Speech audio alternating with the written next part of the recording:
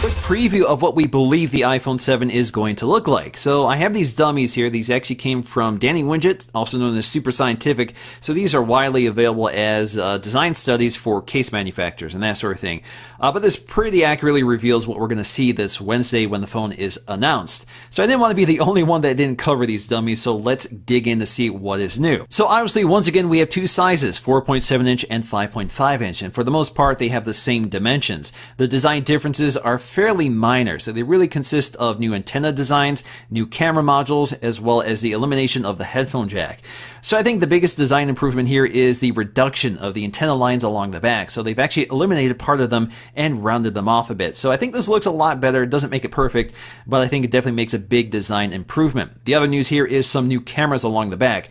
In terms of specs, we're expecting 12 megapixels, at least for the 4.7 inch model. And as you can see, the modules themselves seem to be quite a bit larger, so that could be the design of the casing, but this could also mean that we have larger optics with a more shallow depth of field. So the rumor is that we're getting an f1.9 aperture, so we'll see if that actually comes to fruition. The other big news here is that the Plus model, if this is called the 7 Plus, will actually feature a dual camera setup, and this is likely to work somewhat similar to the Huawei system, which combines a color sensor and a luminance sensor to create better low light images and just more vivid images. The other big news here is that they have eliminated the headphone jack, and instead we have this symmetrical design. So it almost looks like we have a set of dual speakers.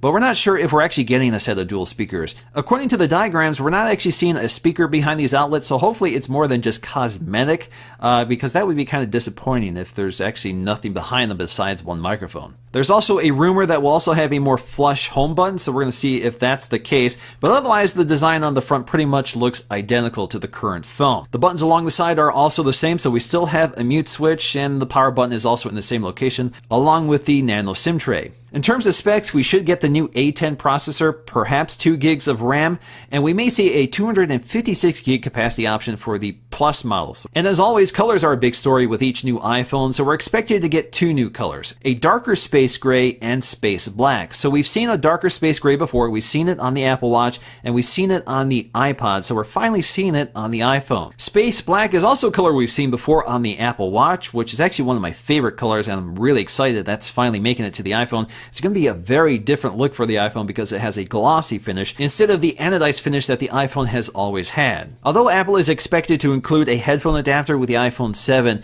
there's a lot of benefits to using lightning connected headphones. For example, it provides a lot more power and can pass a lot more data over that connection. So for example, I have these really incredible Audis headphones, which uses a lightning cable with a built-in 24-bit DAC, which you can never power on a headphone jack. Around the corner, there are leaks all over the place. And thanks to my friends B-Sound, you guys should definitely go check them out. They make some cool lightning headphones. I was able to get my hands on this. It's a little ugly. However, on the 7, it looks like they're cleaning it up a bit. Probably the most obvious difference is in the camera. So while the 6 and 6S added a camera hump, which is actually fairly small, the 7 has a much larger camera. So for comparison, if we measure the iPhone 6S, we get a thickness of 6.9 millimeters. However, if we jump over to the camera hump, it's actually before. When they went from the 5 to the 5S, while it was still an 8 megapixel camera, the sensor itself was bigger, which meant that each individual pixel could pull in more light. The iPhone 7 will probably keep the same 12 megapixel resolution. However, if you